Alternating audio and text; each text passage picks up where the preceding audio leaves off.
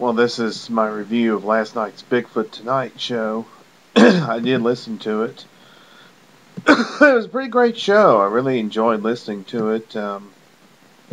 Just a few notes. The guests were Bobby Short, Diane Stocking, and Cliff Olson. The first question out of the gate was about habituation and what the panel thought of it. Um, Actually, the first question was kind of are we at a crossroads in the research? In other words, what sort of techniques can be applied that have not been applied before? And is habituation the way to go? Diane and Bobby thought the habituation is a fine thing, but unless there's proof of it, they don't want to hear about it. And that they thought that there was that there may be a possibility of habituation, but as far as there's no proof of it. In other words, the habituators are not presenting the proof, according to Diane and Bobby. Cliff didn't really weigh in too much on that issue. Bobby mentioned something interesting, that in the last 4 or 5 years there have been a plethora of conferences, but the researcher has not gone anywhere, and the conferences are more social gatherings than anything else. Bobby says that going to conferences does not advance research, field research does. 3 panelists agreed with that. Cliff says, at the moment, there's really not enough action going on in the woods because logging is down. Used to be there would be loggers that would have encounters with these things, and they would run across them and stuff like that. Now, Chuck, one of the co-hosts, says that the habituators seem to not be presenting the proof of their claims. They seem to be sort of keeping it to themselves.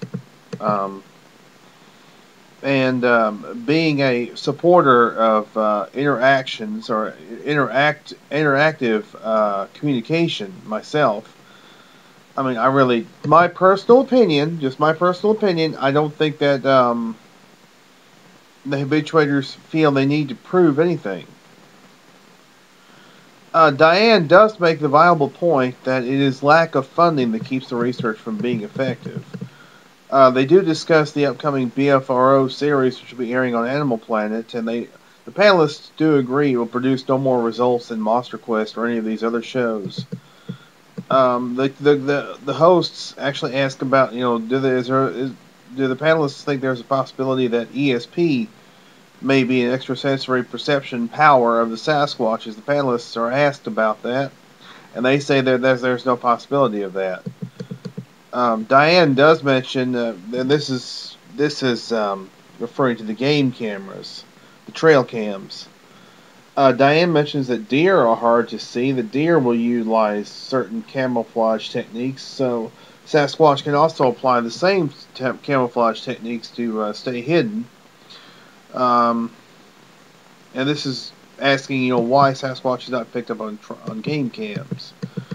Cliff thinks that the reason that they avoid cameras is because of the hum of the trail cameras. The panelists are asked what they think will be solid evidence. They say that, and then one of the guests in the chat room says, "What do you think it will be? DNA, good HD video, or a body?" And they say all the above. That's what the 3 panelists say. They say pretty much all the above. Diane mentioned that about the only good way to get the DNA and actually have it be proven is if you get video of yourself or someone else going and pulling DNA out of a squatch.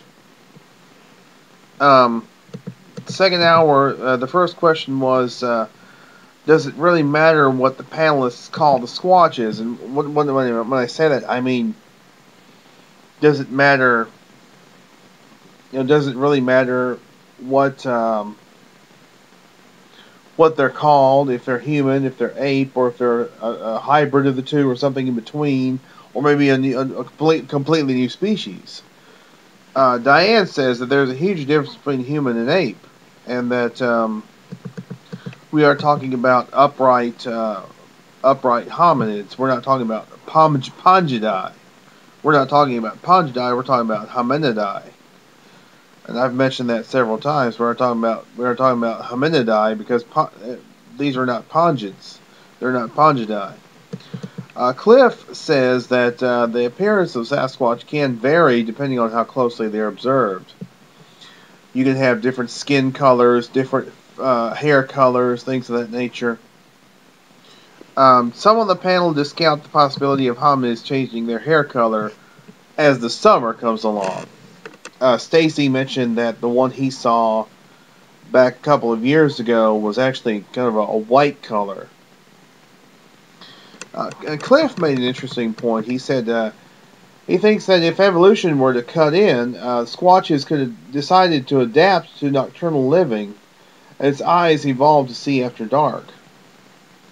On intelligence, Diane does not think they're more intelligent than us, but thinks they have a certain degree of intelligence. Callers were brought on. Lady named Cheryl, who's contacted Bobby Short, who says she's had 3 sightings at a private cabin in Washington State. There was a Skype caller named Rob Robinson who called in, former Pangea Institute member. He mentions about that he mentions that he does research in the Green Swamp. Then the panel is asked about the Erickson project. Diane was very skeptical about it, but very hopeful. She hasn't heard anything current or recent. Bobby Short says she can't wait to see what they have. Next question is, how do they survive in winter? Some tracks are seen in snow in the Pacific Northwest, but rarely in the east.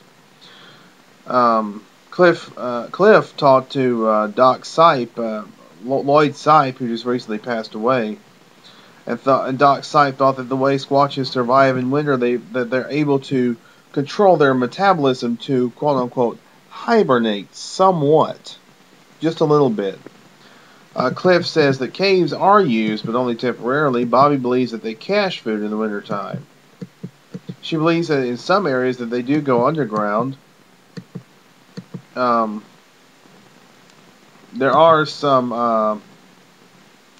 There were some photos of tracks that were sent to Bobby Short, which were taken in snow back about 2005. I think they were in California, but don't quote me on that. I think it was in California, or maybe in Canada. Cliff told a story where he and a companion followed tracks in snow, and then he said that he thought it was a juvenile. Each member of the panel tells their own stories, the favorite stories that they've heard over the years. So all in all, a really great show. I really enjoyed it. Not quite sure what Chuck and Stacy have planned for next week, but it will begin at 9 Eastern, 8 Central. www.blogtalkradio.com/Bigfoot Tonight Show. They might have something up by now. Let me look.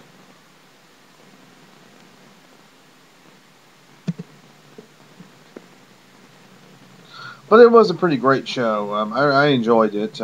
There was no mention of, well, certain things that about certain films. There was no mention of that. Everybody was on their best behavior, as it were.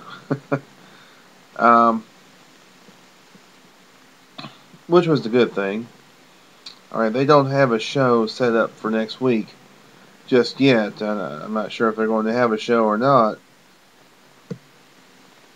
If they do, of course, I will make sure to keep you guys informed.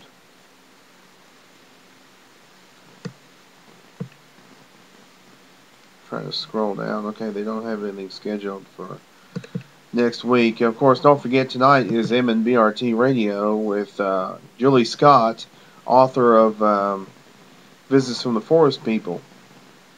9 Eastern, 8 Central, www.blogtalkradio.com/MNBRT. And then next Sunday on Night Callers, the guest will be Christopher Knoll from Impossible Visits. That'll be 7 Eastern, 6 Central, back at the regular time. www.blogtalkradio.com/nightcallers. And as always with all these shows, we do encourage you to please do and support great research.